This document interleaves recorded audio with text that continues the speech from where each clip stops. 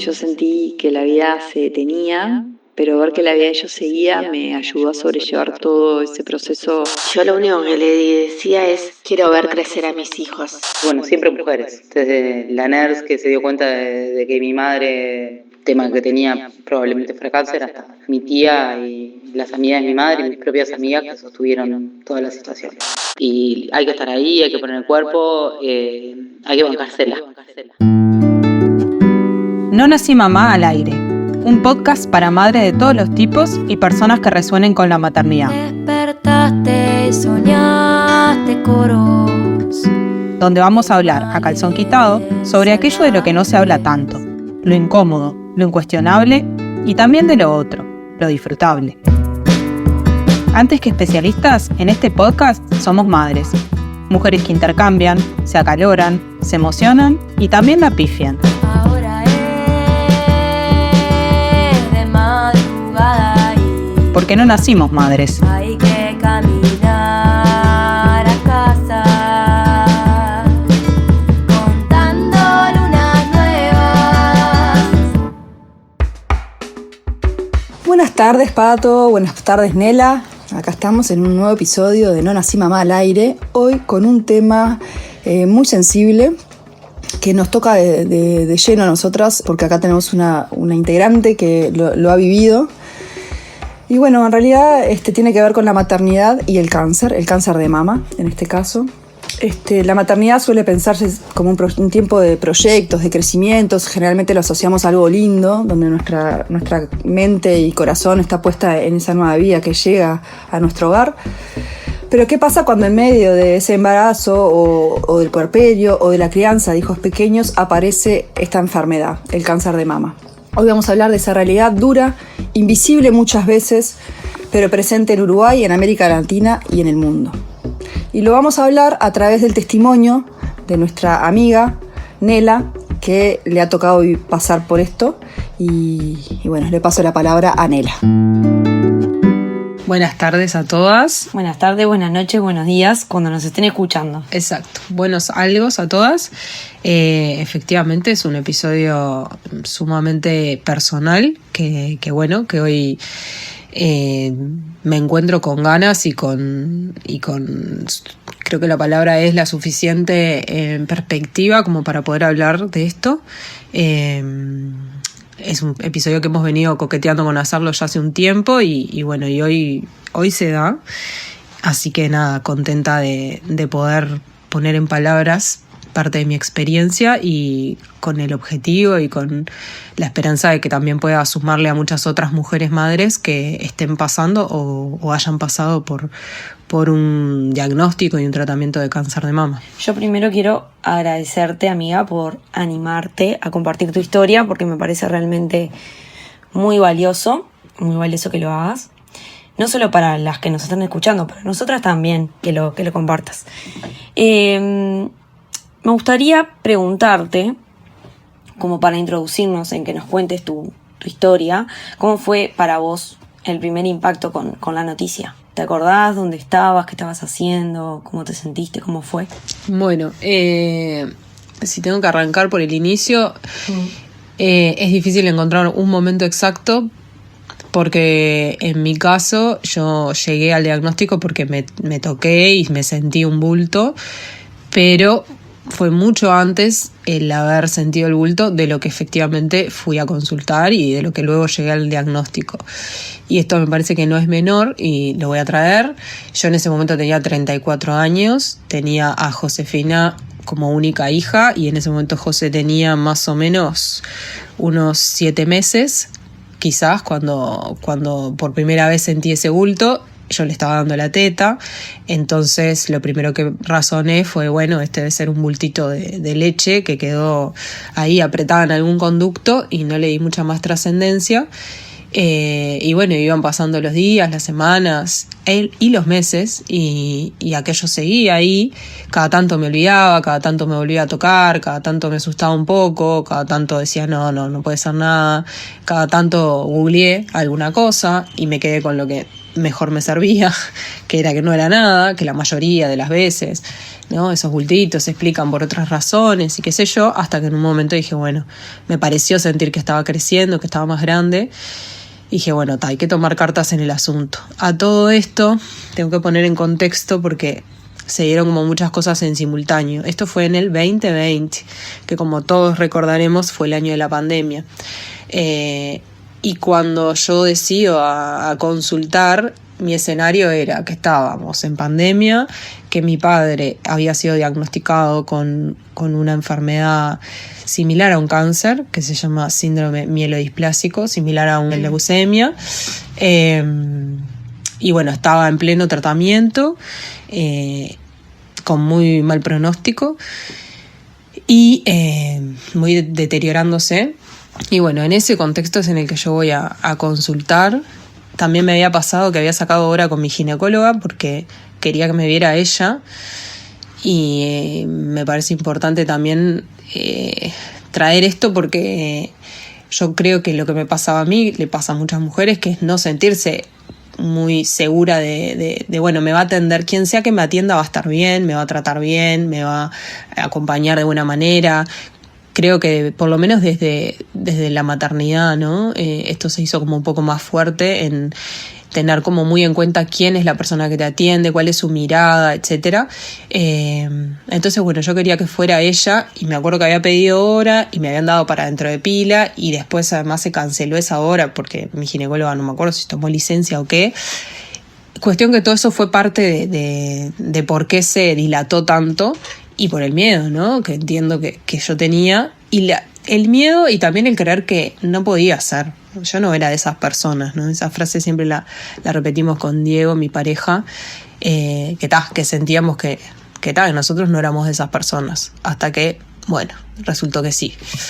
Bueno, terminé yendo a una consulta a la policlínica de atención inmediata que atendía a mi ginecóloga, por suerte, y bueno, y ella me lo palpó y se sorprendió por el tamaño, me dijo que era muy grande, que bueno, que seguramente habría que operar, pero no me adelantó nada y me mandó una ecografía de urgencia y una mamografía, ecografía y mamografía de urgencia. Bueno, y a los días ya la tenía coordinada y fui, y ya la ecografista me dijo que era como de alta sospecha. Creo que fueron algo así sus palabras y me acuerdo que me tocó el hombro y yo dije, esto no tiene buena pinta y había que hacer aún una... así, en ese momento, ¿vos cómo te sentiste en ese momento? Yo hasta ahí estaba como muy armada.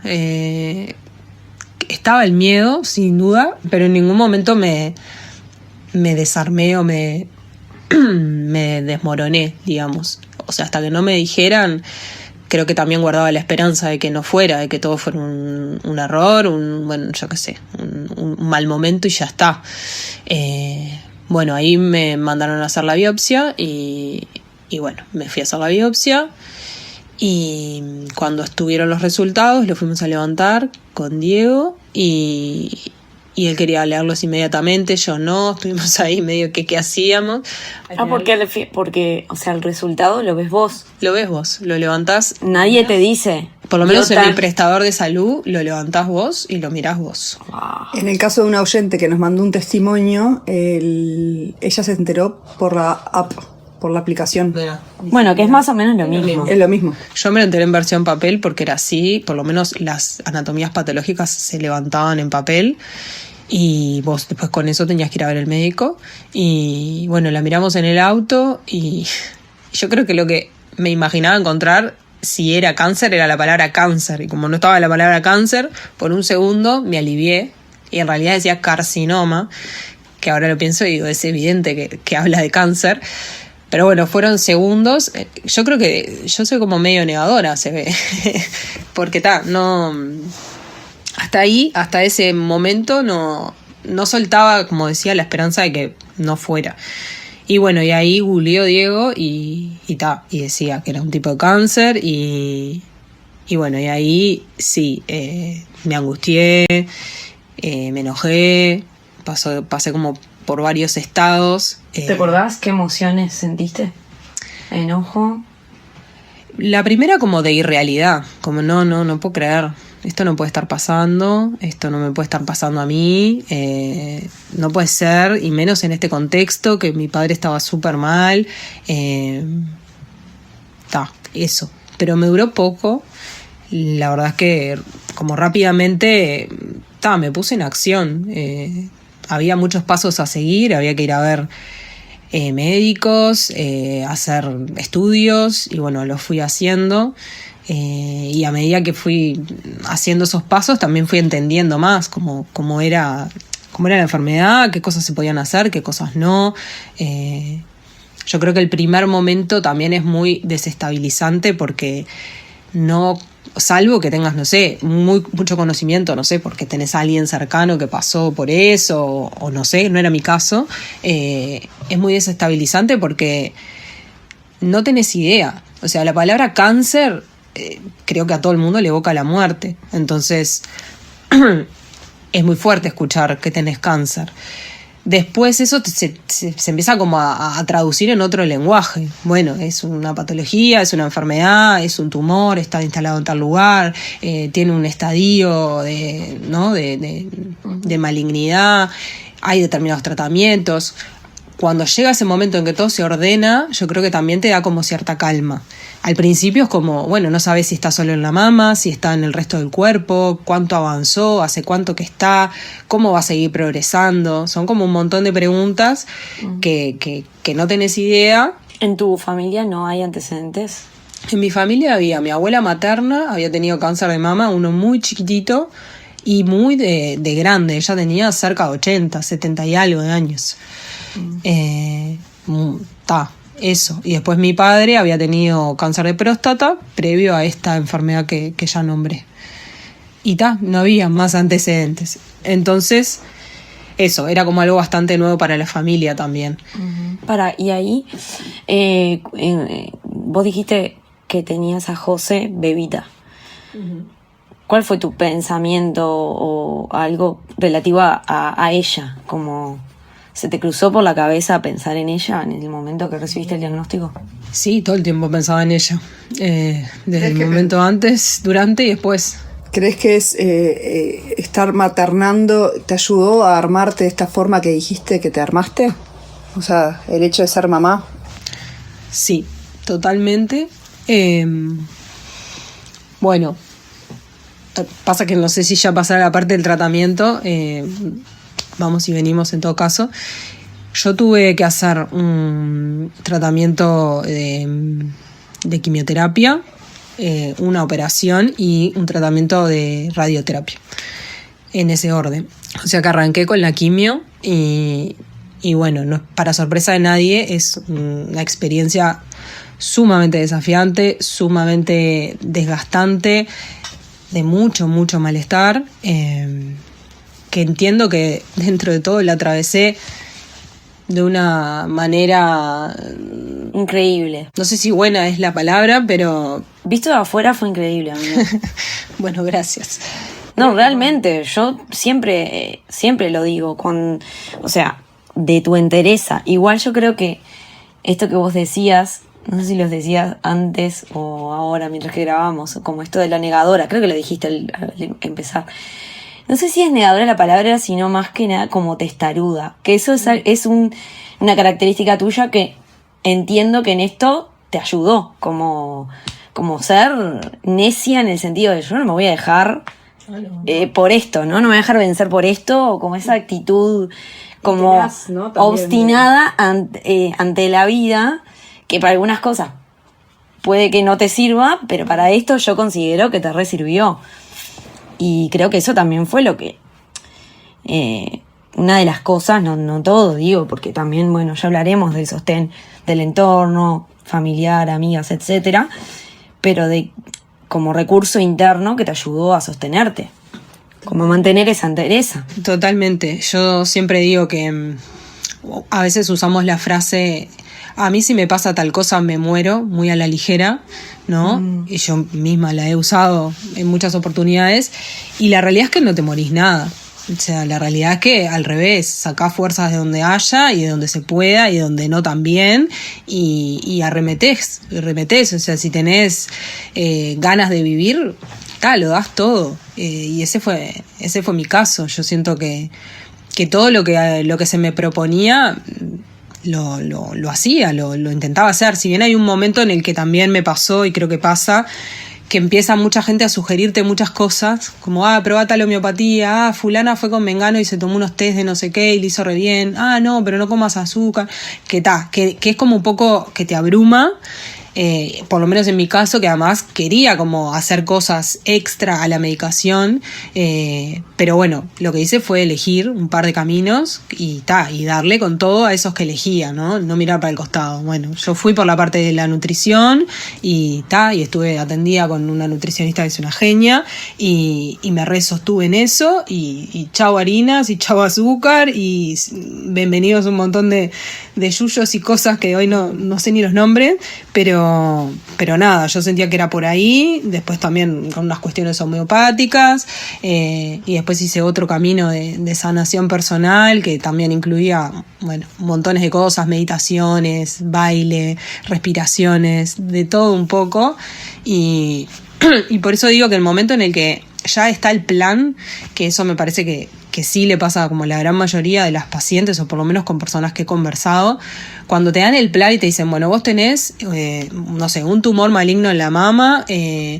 y lo que vamos a hacer es lo siguiente, por ejemplo, quimioterapia, operación y radio, en tales plazos, tales inyecciones, tanto tiempo. Bueno, vos ahí tenés algo de lo que agarrarte, ¿no? Ya sabés lo que tenés que hacer, tenés que ir a por esos pasos. Después le sumarás vos, si te parece que hay otras cosas a sumarle, pero volvés como a tomar el control. Yo creo que hay un momento en el que tenés el diagnóstico y todavía no sabés ni siquiera hasta dónde está extendido ese cáncer en tu cuerpo, que es como perdés todo el control. O sea, yo recuerdo de los peores momentos de más miedo antes de leer estudios, antes de que me dieran el resultado de una tomografía, antes de que me dieran el resultado del centellograma óseo.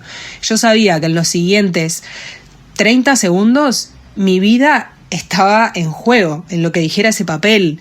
Entonces, una vez que, por suerte en mi caso, no estaba más extendido, recibí esa noticia y obviamente que era un alivio tremendo, pero lo que quiero decir es que como que empieza a suceder esto, que sentís que ya tu vida no es tuya y está como en una especie de bolillero. Que no hay nada que vos puedas hacer que pueda cambiar ese resultado, ¿no? Pero entonces, volver a tomar el control, por ejemplo, haciendo estas cosas como priorizando tu salud física o lo que fuera, es sumamente recomendable y le hace muy bien a la paciente. Quiero hacer un parate acá. Me parece muy interesante esto que planteaste de cuando te abrumaste de información. Quizás también está bueno para que se lo puedas decir a los oyentes, ya sea para quienes están atravesando la enfermedad, cómo hacer, ¿no? Esto, vos elegiste 2 caminos y dijiste, bueno, no me voy a abrumar, elijo 2 caminos y le doy a fondo y listo. Y es una forma de protegerte de todo eso. Y por otro lado, decirle a aquellas personas que acompañan a alguien que está enferma, cómo manejar ese tipo de información, porque a veces por el afán de querer ayudar saltamos enseguida a decir todo esto, ¿no?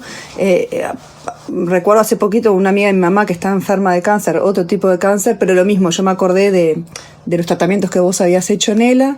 Entonces le dije a mi madre, bueno, mira, tengo esta información, te la doy, vos manejalo con ella, ¿cuándo te parece que está bueno dársela? O sea, o preguntarle si la quiere, no sé, como que para no caerle, yo mandándole un mensaje, ay, tengo esto, ¿no? Un poco para evitar eso, ¿no? Como el abrume de la otra persona. Porque Uruguay tiene una de las incidencias más altas de cáncer de mama de América Latina. Y se ubica también entre los países con mayores tasas del mundo, ¿no?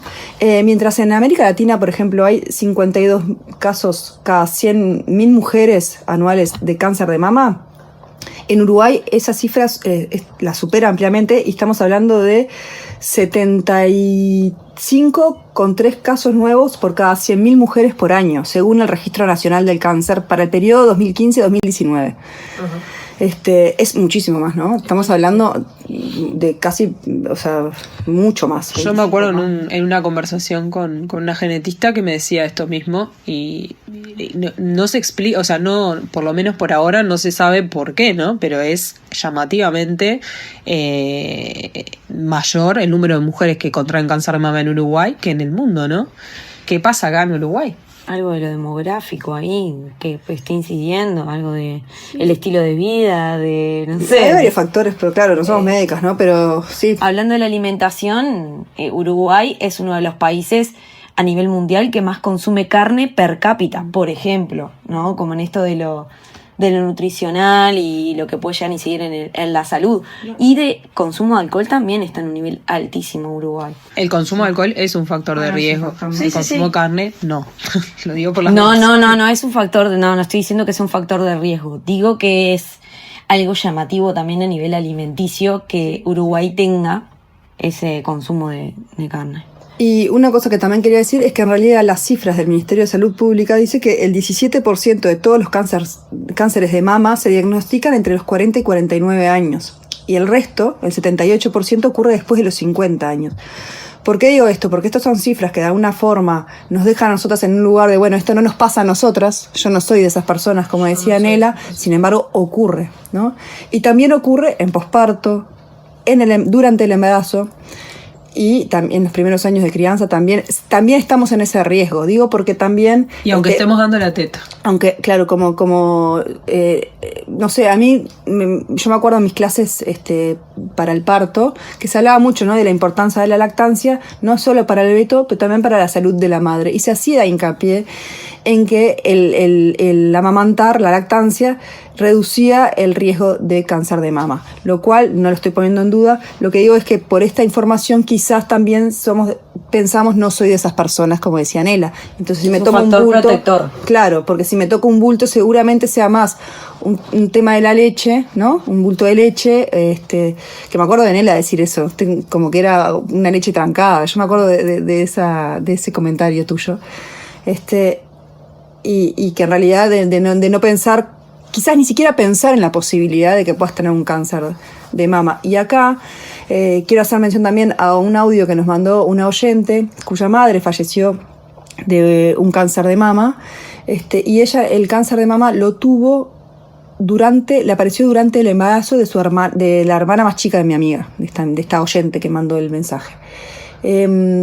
Durante todo el periodo de embarazo, el ginecólogo nunca le puso atención a que la mamá tenía un pezón para adentro.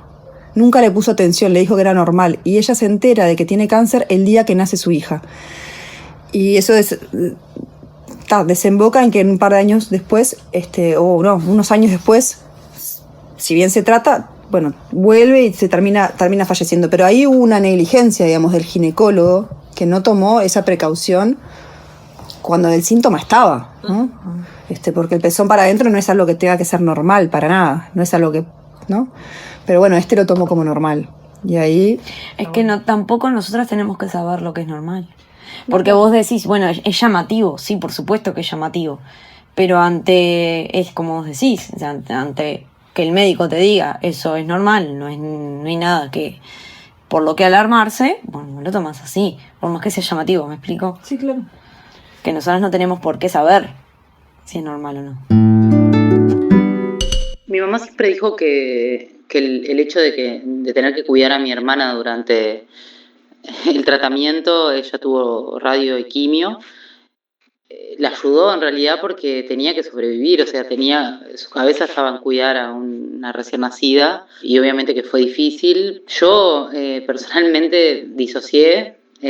No creo que hasta después de que pasó todo no dimensioné lo que había pasado. Creo que también una de las cosas que me pasó fue que borré cosas, o sea, hay mucho de de ese periodo que está entreverado, no lo recuerdo bien. Y aparte mi mamá después volvió a tener cáncer, entonces como que se entrevera todo, ¿no? Sí sé que en su momento mi hermana era lo más importante, más allá del tratamiento de mi mamá, por supuesto, pero como que todos estábamos como desviando la atención quizás a eso. Y en la segunda parte, cuando mi madre volvió a tener cáncer, sí se armó una red gigante de amigas y creo que eso fue lo que más sostuvo. O sea, para cuidar a mi hermana que era chica, para cuidar a mi madre, Nosotras, yo tengo otra hermana, nos unió mucho también a nosotras dos, gestionamos mucho la situación, a pesar de ser chicas. Mi tía, bueno, siempre mujeres. Desde la nurse que se dio cuenta de que mi madre,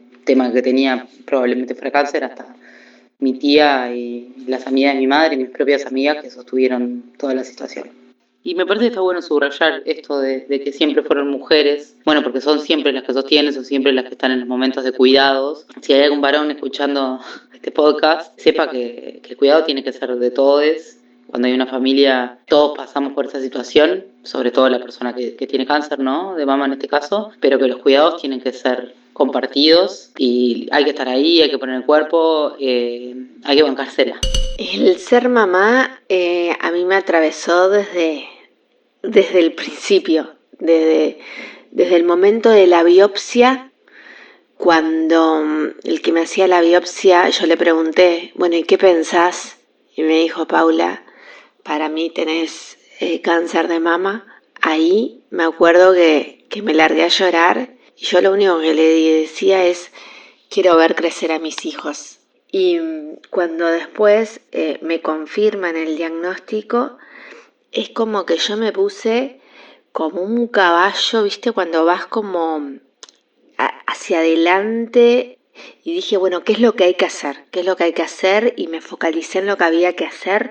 Nunca me pregunté el por qué a mí, nada, ¿qué es lo que hay que hacer? Y yo quería eso, ver crecer a mis hijos, que ellos eran mi motor. El tema de ser mamá, creo que a mí me atravesó desde el momento del diagnóstico, en el proceso del tratamiento y también hoy me atraviesa, ¿no? Habiendo pasado como que lo más difícil, porque es decir, a veces aparece también el miedo a que vuelva y es decir, quiero estar para ellos porque quiero verlos crecer y porque quiero estar en los momentos importantes de la vida. Entonces la maternidad te atraviesa de pie a pa. Y está todo el tiempo ahí en forma latente para mí.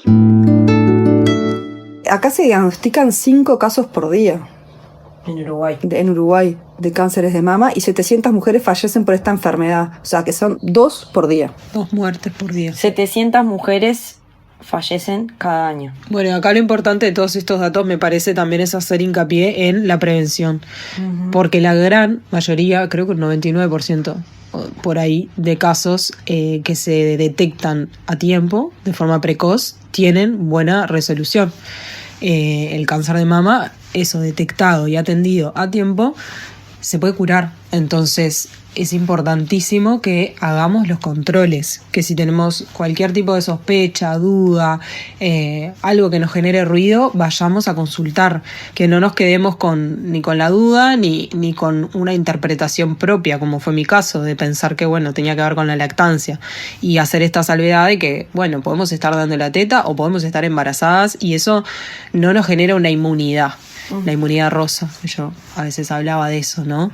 Que bueno, creo que también puede ser parte de todo lo que ocurre durante el tiempo del embarazo y el posparto, esto de un poco sentir que no nos va a pasar nada, ¿no? Porque no nos puede pasar nada. Primero porque somos madres y tenemos que estar bien para nuestros hijos, porque en un contexto donde todo es vida, todo es crecimiento, como decías vos hoy, Tati, nos es muy difícil alojar la idea de que algo pueda andar mal, de que algo más relacionado a la enfermedad o incluso a la muerte puede estar en la vuelta, ¿no?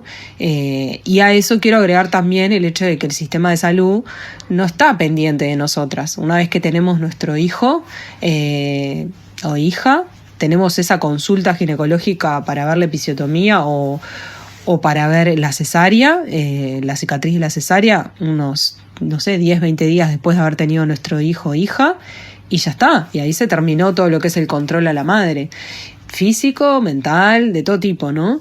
Entonces quedamos en un escenario bastante hostil para primero estar atentas a nosotras mismas, porque todas sabemos, las que somos madres, que cuando tenemos un bebé el foco está puesto en el bebé, en las necesidades del bebé, y muchas veces nos perdemos nosotras y... Sí, ni siquiera te mirás al espejo, ¿no? Ya el hecho de tocarte la mama pasa a ser una cosa que lo haces para dar la teta, no lo haces pensando en esto, ¿no? En revisarte, ni siquiera te mirás a vos misma, ¿no? Lo importante de mirarse el cuerpo, de observarse, pero en esos primeros 3 meses, por ejemplo, es en que sos una ameba, ¿no? Más ahí en esa casa, si no te mirás y si además no te miran, porque vos después de ese control tenés 1 año para volver a hacerte el PAP y seguir tu vida de mujer común y corriente. Exactamente. Entonces creo que ahí me parece que el sistema un poco nos deja bastante solas como para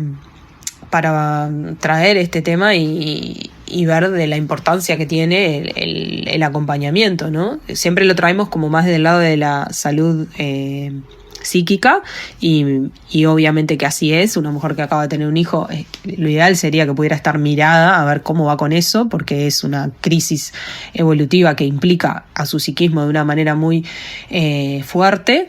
Pero bueno, también desde la salud física, ¿no? Esto de, bueno, quedamos totalmente afuera del sistema, digamos, y bueno, pueden pasar estas cosas como la que me pasó a mí. ¿Y cómo sentiste, ahora que hablaste de la tensión psíquica, cómo sentiste, qué lugar ocupó la salud mental desde el lado de la institución, ¿no? Del prestador de salud? ¿Cómo abordó el tema de la salud mental? ¿Te apoyó en ese sentido durante el proceso de sanación, digamos, o qué? En mi caso en particular, nunca se me ofreció ningún tipo de atención en salud mental. Yo soy psicóloga y además hice muchos años de proceso psicoterapéutico. Justo en ese momento que me diagnostican el cáncer de mama, no estaba yendo a terapia. Había dejado de ir antes de que naciera José y no había retomado todavía, pero al poquito tiempo de enterarme volví a retomar mi espacio. Entonces tampoco solicité nada a nivel de la mutualista, ¿no? Porque bueno, pues ya tenía mi propio espacio. Pero cabe destacar que en ningún momento me propusieron algún tipo de atención psicológica, salvo cuando me hicieron la mastectomía, que eso fue 2 años después, porque yo tuve cáncer en el 2020 y ahí me operaron, pero no me sacaron toda la mama, no me hicieron una mastectomía, y en el 2022 hubo una reincidencia, aparecieron unos pequeños nodulitos y ahí sí me hicieron una mastectomía. Y ahí el cirujano plástico me dijo: ¿vos estás haciendo terapia? Y yo le dije sí. Me dijo: bueno, bárbaro, porque la vas a necesitar, o vas a necesitar ese apoyo, algo así. Esa fue la única vez que recuerdo que alguien me haya hablado de la atención en salud mental. Se ve que eso también depende del prestador de salud, porque otra oyente que nos mandó un audio también menciona que en su caso sí, por lo menos se brindó la posibilidad de tener un apoyo psicológico, si bien ella no lo tomó tampoco porque también ya estaba en un proceso paralelo. En el caso de la atención en salud mental, fue, por lo menos en la mutualista en la que yo me atiendo, siempre fue una opción que se manejó tanto el mastólogo como la oncóloga, la derivación a la psicóloga del equipo, que bueno, en mi caso yo consideré que no era necesario porque yo ya venía en un proceso terapéutico particular, entonces opté por seguir ahí, pero fue algo que se manejó en varias oportunidades, que me parece que es algo que se tuvo en cuenta como algo importante para atravesar el proceso. A mí me diagnosticaron cáncer de mama cuando tenía 39 años, mi hija tenía 9 y mi hijo tenía 6. Veníamos en una dinámica familiar muy activa, de muchas actividades, mucha rutina. Y bueno, recibir el diagnóstico en ese contexto fue muy fuerte. Yo sentí que la vida se detenía, pero ver que la vida de ellos seguía me ayudó a sobrellevar todo ese proceso tan difícil de una manera muy arraigada con lo vital. De hecho, cuando recibí el diagnóstico, que lo hicieron en la aplicación de la mutualista y yo estaba en mi casa, fue un gran shock, fue muy angustiante, pero también era, bueno, en media hora tengo que ir a buscarlos a la escuela y los voy a traer a casa con amigos, y bueno, era eso, ¿no? Como ver que la vida seguía, y para mí eso fue un gran sostén para atravesar todo ese proceso. Vos hablaste de la quimio, la cirugía. La recuperación no hablaste, pero entiendo que fue un proceso. ¿Y cómo fue ser mamá y atravesar todo eso? Bueno, ser mamá y atravesar todo eso fue un gran desafío y un gran motor. La quimio te deja realmente por el piso, o sea, con muy poca energía y con mucho malestar. Y sin embargo yo tenía una bebé de 1 año, entonces yo tenía que atender a mi bebé. Y por eso digo desafío, porque había que sacar energía y había que hacerlo, y lo quería hacer, pero a su vez me mantenía activa, me llenaba los días de actividad y de felicidad, porque además tener una bebé, ustedes saben lo que es tener una bebé, o sea, nada, te regala un montón de risas, de ocurrencias, de ternura, de abrazos, de todo eso que es muy sanador de por sí. Y obviamente que necesité ayuda, ¿no? Necesité mucha ayuda, y creo que entiendo mi enfermedad como un mojón en mi vida en abrirme a pedir ayuda. Creo que no era tan consciente de no voy a decir dificultad, no siento que antes tuviera dificultad en pedir ayuda, pero no era algo que lo hicieran ni tanto ni tan frecuente. Si podía resolver más yo, lo hacía, pero acá realmente no había chance, eran demasiados frentes para abordar, además de que vuelvo a traer el tema del contexto. O sea, yo recibo mi primer quimioterapia y esa noche fallece mi padre. Así que ese era el contexto. Era muy complejo. Toda la familia estaba muy conmocionada. Yo ya no sé, ya no entendía nada de qué estaba pasando en el mundo, en la vida, cómo en unos meses toda mi vida se había dado vuelta de una forma que era incomprensible. De hecho, cuando mi hermana me llama para decirme que papá se había muerto, me llama a las 12 de la noche, yo estaba durmiendo, la atendí, me dijo, papá falleció, ya sabíamos que estaba por fallecer, y le digo, bueno, dale, gracias por avisar. Colgué y seguí durmiendo. O sea, ese grado de disociación tenía, porque no podía con todo. Y bueno, y fue un duelo bastante posdatado también. Eso, cuando hablamos en el episodio de duelo, yo traje algo de mi experiencia en relación a la pérdida de mi papá, y bueno, fue en este contexto. Entonces yo sentía que la vida tenía que primar frente a todo. Fueron pocos los momentos que pude conectar realmente con la tristeza de la pérdida de mi papá, porque yo sentía que tenía que seguir para adelante, que tenía que conectar con la vida, que yo tenía una hija muy chiquita, que tenía que estar para ella. Eso era motor para mí, e incluso me ayudó a darle como un sentido a la muerte de mi padre, que también lo traje en el episodio de duelo, esto de, bueno, si alguien se tenía que ir era él, y suena horrible decirlo, pero en su momento a mí me generó como un alivio, como si en algún punto él me hubiera dejado el lugar a mí para criar a mi hija, para estar, para... También en el orden natural, entre comillas. Exacto, era yo no me puedo morir, o sea, no me puedo morir. Una cosa que puede estar bueno también comentar es que a vos también con el diagnóstico y con el tratamiento se puso en duda la posibilidad, digamos, de poder seguir teniendo hijos, ¿no? Estaba ese riesgo también, que no fue menor en su momento, porque también te hizo cuestionar qué hago, si congelo óvulos, si no congelo óvulos, si tomo esta decisión. Porque estamos hablando de madres jóvenes, ¿no? Estamos hablando de casos de mujeres donde la vida sigue y por mucho tiempo más. Y los proyectos son muchos. Y muchas veces el proyecto de un segundo hijo está. Y ese fue el caso de Nela, ¿no?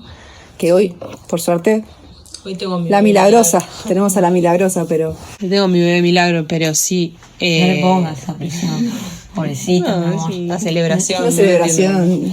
Sí, en su momento fue de las primeras cosas que consulté con la oncóloga. Le dije, bueno, esto tiene repercusiones en la fertilidad, el tema de la quimioterapia. Y me dijo que en realidad podía tenerlas como no. En realidad no hay como mucha certeza, como que a cada mujer le pasan cosas distintas en relación a su fertilidad luego de haber pasado por una quimioterapia. Hay quienes se ven muy afectadas y hay quienes no. Pero bueno, evidentemente si es una cuestión de suerte, lo que más conviene es poder hacer cosas para preservar la fertilidad antes de empezar el tratamiento. El tema es que mi tumor era bastante grande y había como un apremio por empezar rápidamente el tratamiento y en ese sentido igual mi oncóloga fue súper empática y me dijo, bueno, vos andá a la policlínica de fertilidad, averiguá, volvé a hablar conmigo y ahí vamos evaluando los tiempos. Y así fue, fui a la policlínica de fertilidad, tuve una entrevista con el director y bueno, lo que evalué en realidad fue que no podía yo empezar el baile de congelar óvulos porque implicaba inyectarme hormonas, implicaba una cierta cantidad de tiempos, un procedimiento, bueno, invasivo también. Y yo sentía como muy contradictorio esto de, por un lado, estar combatiendo la enfermedad y por otro lado, estar haciendo crecer ovocitos, o sea, matando y haciendo crecer a la vez en mi cuerpo células. Me parecía como muchísimo. Y en un momento solté y dije, bueno, voy a hacer lo que tengo que hacer, atender lo que tengo que atender y ya veremos luego qué pasa. Y así fue, solté eso, hice todo el tratamiento de quimioterapia, de radioterapia, todo, y bueno, muchos años después, como 4 años después, empezamos el tema de la búsqueda, y bueno, obviamente que era un miedo enorme el pensar que quizás estaba mi fertilidad muy comprometida, y llegué a ir a una clínica de reproducción asistida, como para contarle mis antecedentes, y además el tiempo pasaba y mi edad también avanzaba, entonces también era ese el tema. Y me acuerdo que en esa entrevista que tuve en la clínica, buscando el embarazo de Juana, ella me dijo como que era lo de menos el cáncer, en el sentido de que más importaba el tema de la edad. Wow. Sí, como que bueno, yo ya había tenido una hija, que eso era como un buen antecedente, bueno, un montón de cosas, y al final, bueno, se dio de forma natural y bastante rápido, por suerte, pero nuevamente dirigiéndome a las oyentes que quizás están en una situación de este estilo, pregunten, vayan, averigüen, hay muchas cosas para hacer. Yo después también me contacté con una ginecóloga especialista en oncofertilidad, que también me dio otra información que no me habían dado en el transcurso de otras consultas. Hay muchas cosas para hacer y hay mucha información que si la buscas también te va a ayudar a tomar decisiones de forma consciente. Así sin googlear, por favor. No, sin googlear. Me gustaría volver un poquito cuando vos hablaste de tu experiencia siendo madre durante todo el tratamiento y demás. Me surge preguntarte si en algún momento, bueno, capaz que es más viniendo para acá igual, si en algún momento lo hablaste con José. Lo que tuve cáncer de sí. mamá. No con esas palabras, sí, porque además ella me ha visto desnuda y se da cuenta de que yo tengo una prótesis, de que bueno, no tengo las dos mamas iguales, y ella sabe y lo tiene presente de que a mí me operaron de las mamas, o sea, de una teta. Ella sabe eso, porque además ya la segunda vez ella tenía 2 años y pico, o sea, ella entendía más. Y bueno, tiene como ese registro de la operación, de ir al hospital, de que se quedó con los abuelos, como eso. Y nada, o sea, le hice la historia corta de que sí, de que estaba enferma y que bueno, hubo que operar y que gracias a eso ahora está saludable mi cuerpo. No usé la palabra cáncer, que me parece que no aportaba mucho. Ella por el momento creo que no la conoce tampoco. Entiendo que con el paso del tiempo eso va a ir sucediendo. Quiero decir, cuando ella empieza a conocer la enfermedad y también empecé a atar cabos, porque también ha visto fotos donde yo estaba sin pelo, o con el pelo, o con gorro, o con pelo muy cortito, y me pregunta, y yo le dije, y eso también le dije en el momento que tomaba una medicación muy fuerte, que se me cayó el pelo, todo eso lo sabe. Todavía no lo une todo en, bueno, esto fue un cáncer, pero ya va a llegar rápidamente, me imagino. ¿Y hay algo de eso, del cáncer, que sentís que te hizo vivir diferente tu maternidad? Total, la vida. O sea, que si eso no hubiera pasado, que no lo hubieras vivido de esa manera. Totalmente. Yo creo que no me hice mucho la pregunta de por qué a mí. Creo que no. Sí, la de ¿para qué llegó esto a mi vida? eso así, esa pregunta me la hice y fui a buscar respuestas y hice un camino de sanación que tuvo mucho que ver con lo introspectivo, con poder como darle lugar a un montón de cosas de mi historia, a mecanismos míos.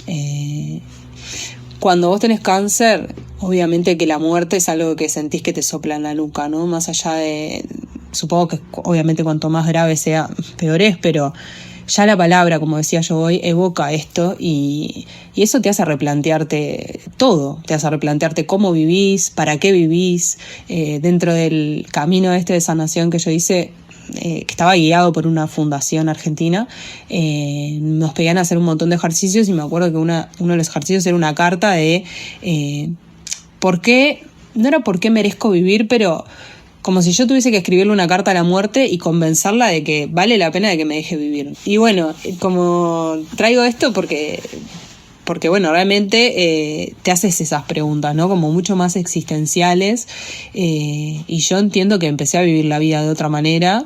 También voy a hacer la salvedad y a traer esto, como hay que tener cuidado porque rápidamente volvés a la rosca, ¿no? Después de que está todo bien, que ya te curaste, que lo que sea, o sea, todo eso dura un tiempo y después te puede volver a agarrar ese monstruo de la inmediatez y la productividad y qué sé yo, y cuando querés ver te estás recontra calentando porque, no sé, por algo mínimo.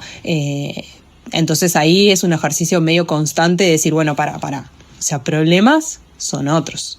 Problemas son los que realmente son problemas. Todo lo demás son inconvenientes, son malos tragos, son lo que quieras. Me acuerdo Problemas reales, ¿viste? Ahora está de moda eso de conseguirte un problema real, honesto. Una enfermera que me venía a dar unas inyecciones a casa, que era una divina. Me acuerdo que ella había tenido cáncer también y ella me decía que en su momento lo que se decía era, bueno, problemas que se solucionan con dinero no son problemas. Igual lo voy a relativizar porque para hay muchas personas que no tienen dinero y que pasa a ser un problema enorme, incluso ¿no? Vos, la cantidad de cosas que ya desde tener terapia, hacer terapia, todas las otras vías que te utilizaste de sanación, digamos, que tenían que ver con otros aspectos, pero te requieren dinero, ¿no? Por supuesto, sí. Digo, en mi situación, ¿no? Y en la situación de ella traía eso, y lo saco del dinero porque, como dije, eso es muy relativo, pero me parece que sí está bueno pensar que problemas que esforzándote o moviéndote o pidiendo ayuda o lo que sea, o dejando pasar el tiempo, tienen solución, bueno, no son realmente problemas. Capaz que no estoy siendo muy clara con esto que... No, igual yo creo que estás siendo clara. Como ayudar, creo que hay cosas que nos ayudan a relativizar los problemas. Y relativizar sirve para también llevar la vida cotidiana de una forma más liviana, me animo a decir, ¿no? Como a empezar a sacar de lo urgente de lo importante, como a empezar a hacer distinciones, porque no todo tiene el mismo peso, no todo tiene la misma gravedad, no todo nos puede impactar de la misma forma. Como a veces vos decías eso, yo pienso, ¿no? Como no sé, en las cosas que nos angustian o las cosas que nos ponen de mal humor, o como, bueno, no todo puede pesar lo mismo. No todo puede pesar lo mismo, ¿no? Porque creo que ahí, más que nada, para ser conscientes de dónde se nos va la energía, de cómo queremos vivir en esto de la vida, ¿no? Cómo queremos vivir, qué lecciones tomamos, cómo nos paramos frente a los problemas que tenemos. Entonces me parece como en ese sentido, yo entiendo perfecto lo que planteás y me parece súper importante y a tomarlo. Sí, es como un poco cuando te enfrentás a una muerte trágica también o inesperada, ¿no? Que uno dice, ay, la vida, cómo es un soplo la vida, ¿no?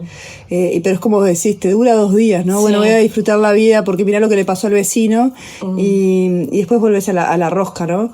Entonces está bueno eso de encontrarle un sentido a lo que te pasó de alguna forma. Sí, bueno, no me voy a preguntar por qué a mí, pero por lo menos de esto tengo que sacar algo que me rinda para vivir una vida mejor de la que estaba antes, capaz. O trabajar algunas cosas que tenías adentro. Sí, es única. 2 preguntitas que me quedan, que me parecen importantes. Me quedaron algunas en tintero, pero esta me parece importante.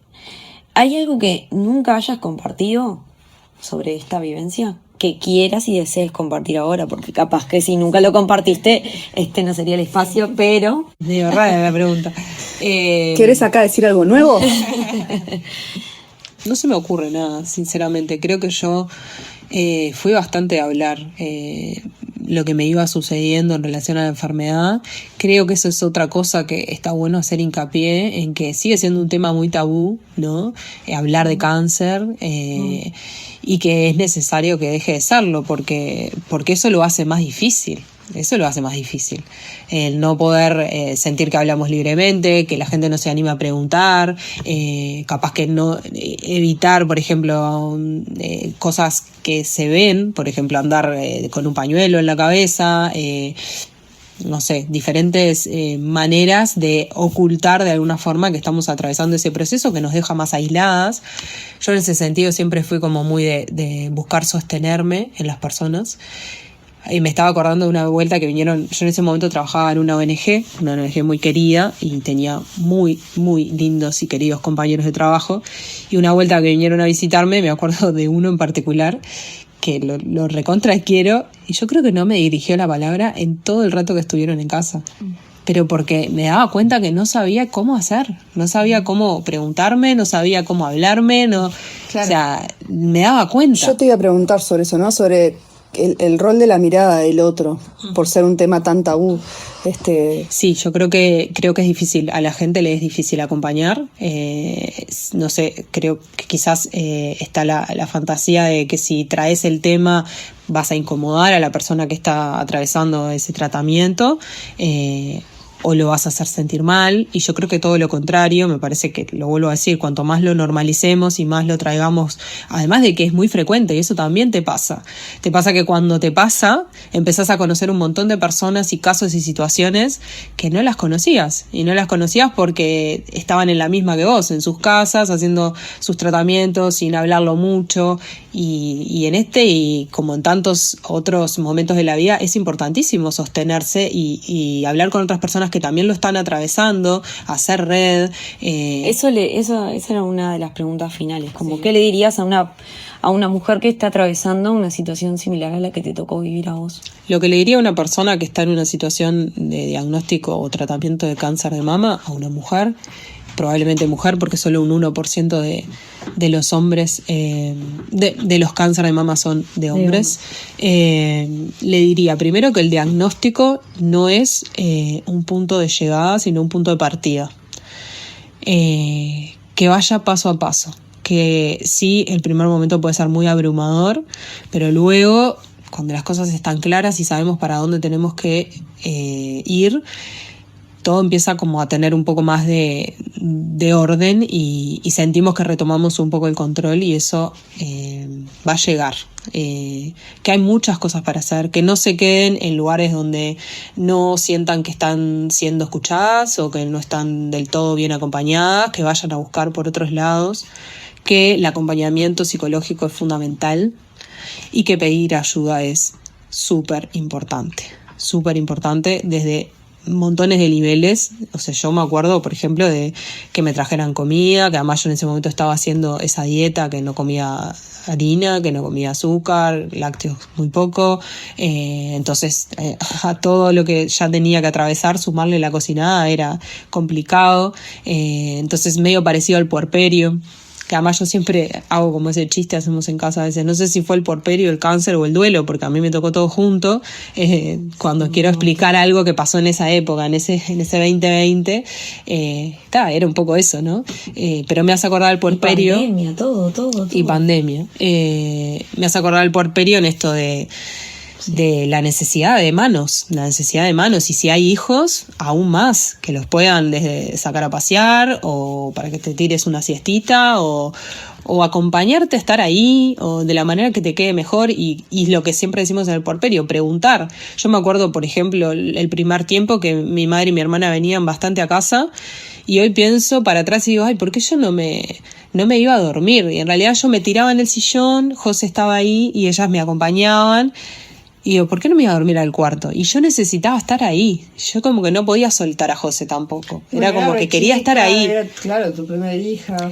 Entonces eso era lo que yo que sé, en ese momento me resultó. Entonces eso, preguntar de qué manera se puede ayudar mejor a la persona que está atravesando eso, no solo a la persona, también a su familia, ¿no? Pienso en Diego y en cómo, si él la protagonista de la enfermedad fui yo, bueno, a Diego le tocó bancar los trapos fuerte, y bueno, y capaz que quedó un poco más relegado, porque no era él al que le estaba pasando, y sin embargo, o sea, eso también a nosotros como pareja nos llevó por muchos caminos y tuvimos que hacer un montón de procesos, ¿no? Pero él la pasó muy mal y él tuvo mucho miedo, y así como yo tenía miedo de no ver crecer a mi hija, él tenía miedo de que se muriera su pareja, de que se muriera la mamá de su hija y tener que encarar él la crianza de Josefina. Bueno, eso, son diferentes los lugares de cada uno, pero son lugares muy complejos y muy complicados. Así que eso, a pedir mucha ayuda. Bueno, económicamente, hoy me hablabas de todas las cosas que yo hice, que muchas de ellas implicaron plata. Bueno, mis compañeros de trabajo, por ejemplo, juntaron plata, me trajeron una canasta de comida. Mis amigas cada tanto caían y me traían cosas, me tocaban el timbre y me traían tarta, regalos, cosas. No, y además que en este país el seguro por enfermedad va mermando, y no sé, yo conozco casos que también de mujeres con cáncer de mama que terminan en una situación de pobreza absoluta, porque va bajando ¿no? lo que te dan por seguro de enfermedad. Sí, y no todas las empresas completan eso, bueno, ¿no? Porque yo trabajaba en una empresa donde eso se completaba. Sí, creo que vos también, pero esta que yo conozco no. Claro. Y entonces ella se encontraba con la enfermedad más la pobreza, ¿no? De no poder llegar a fin de mes.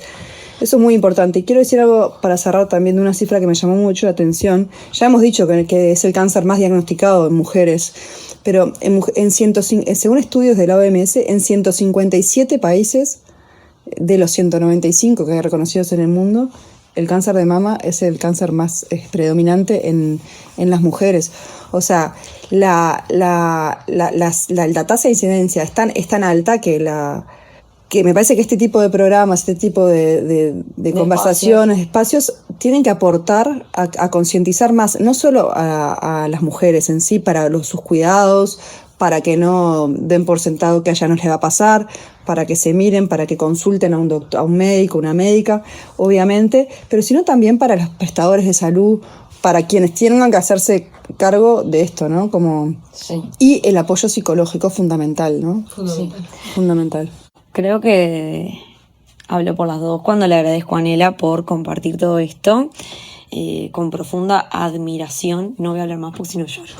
Sí, bueno, a mí me gustaría también decir esto, que bueno, que como amiga de Nela, que también el proceso de entender lo que le pasaba a Nela, de poder verla a ella cómo encaraba todo, primero que nada, Nela sí, para mí un ejemplo de vida en ese sentido, de adaptación a la situación y de seguir para adelante. Yo creo que José obviamente ayudó muchísimo, pero creo que igual por tus características también hubiese sido así, ¿no? Esa pulsión de vida que sale con todo, con el momento de que te da el miedo de que se te termine la vida, ¿no?